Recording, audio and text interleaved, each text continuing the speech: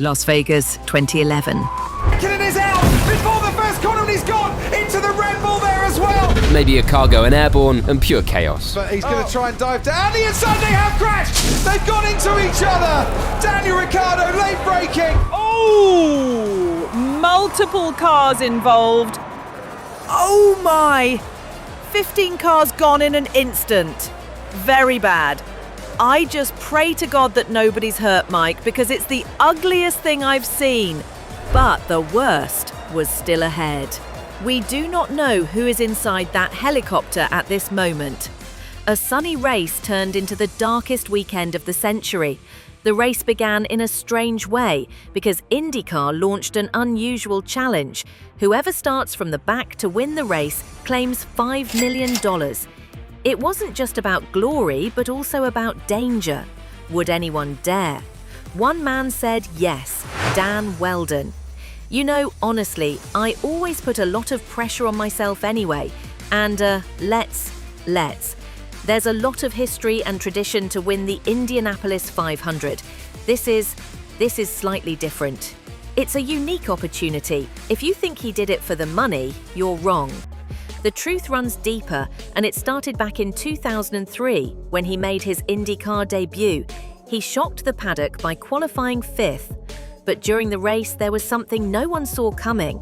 That won't be something that Brian Barnhart and Wheldon upside down. After the accident, everything changed. Dan, by 2005, was at the very top. He won 6 races. The first time in motorsports, 4 teammates finished 1 through 4. Dan Wheldon just walked away with a check. Your winner, Dan Wheldon, making a mess of the claim. The IndyCar Championship and conquered the biggest prize of them all, the Indianapolis 500. The checkered flag is out in Indianapolis, and the pubs are open in the UK. Dan Wheldon has just won the Indianapolis 500. At just 27, Wheldon became the face of American motorsport. But in racing, talent isn't enough. You need the right team. So Dan made the switch. On paper, it looked perfect, and he won his first race with them. But each year took him further from his peak. His reputation shifted from rising star to faded talent. My goals are to win, and if I'm not achieving them, I'm not a happy person, and I don't feel successful. So by 2010, he was out of IndyCar entirely. Like many before him, Dan swapped the wheel for a microphone. You look awful serious, Dub. I am. It's my job now. He also became a father, and racing seemed like something from a past life. But just when everything seemed over, the phone rang. On the line, Brian Herter, a former teammate turned team owner. He offered Dan a single race, and not just any race, the 100th anniversary of the Indy 500. Herter's team had no budget, no modern tools, just a 2003 chassis held together by grit. And yet, as the race unfolded, Dan refused to fade into the background because he in the record books, but in the hearts of everyone watching. It's just an incredible day. Congratulations, Dan Wheldon, the winner of the Centennial Anniversary Indianapolis 500. Taking my kids to Disney, baby. I'm taking my kids to Disney. October 16th, 2011, the day of the $5 million challenge. We announced the winner of the $5 million Go Daddy IndyCar Verizon Challenge. Anne Benko, she's a very excitable character, a lovely lady from New Jersey. So I've got to make sure I do very well. She did tell me that she was going to put me in a headlock prior to the race, just as a warning, to let me know what will happen if I don't deliver. This was going to be an absolute spectacle of a race. But there was a tension in the air, because Las Vegas was a new track, not designed for IndyCar. Drivers hated it because of the danger, more on that later. But Dan had fought through tougher problems. He wasn't worried. As the race got underway, Wheldon tried to fight his way back from the massive back crowd. He started passing cars, already moving up 10 spots. And then everybody else has opened the upper in front of him, and even, oh, here we go! Trouble, contact, and a huge crash up in turn number 2. Oh, multiple cars involved. Oh my. With cars everywhere, Medics tried desperately to help the drivers.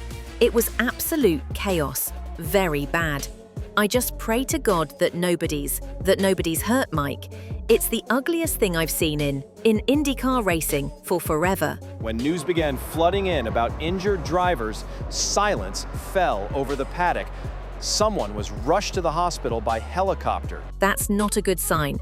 We do not know who is inside that helicopter at this moment, but no one knew anything for certain, and the silence stretched on. Dan Wheldon was taken by air to University Medical Center.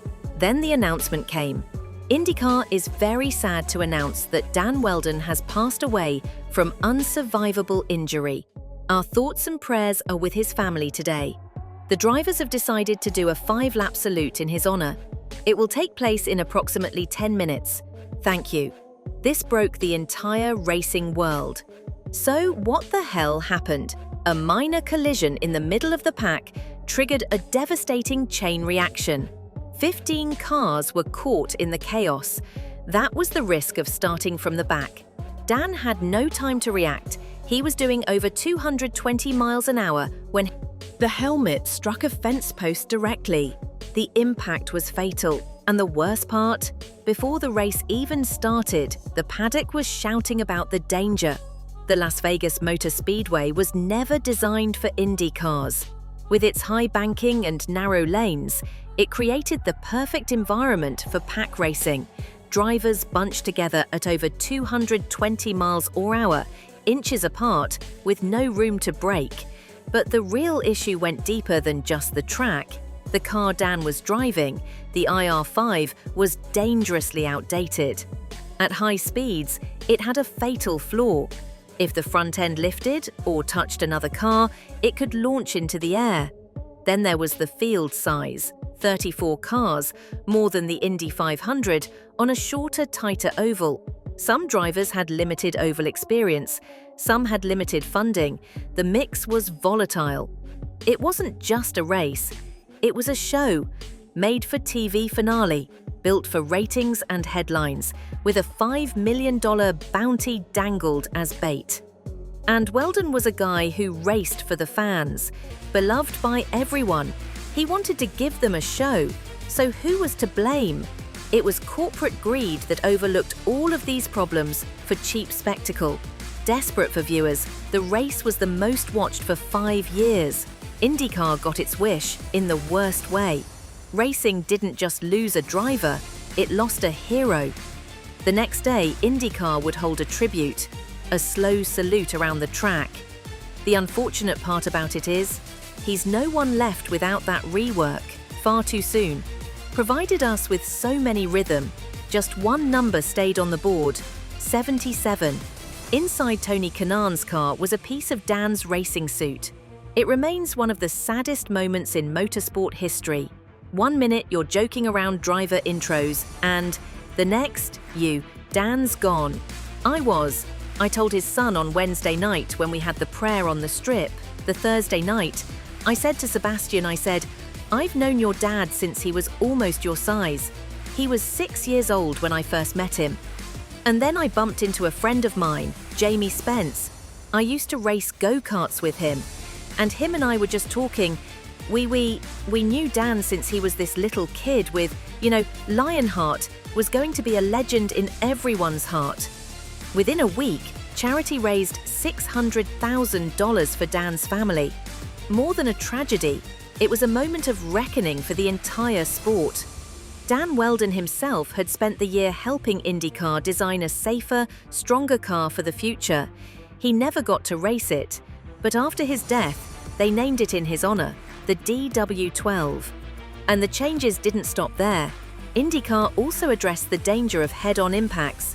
Like Formula One's Halo, they introduced the Aeroscreen, a protective shield designed to keep drivers safe from flyovers. And the heartbreaking part, Wheldon's only fatal injury came from hitting the fence. With an Aeroscreen, he likely would have survived.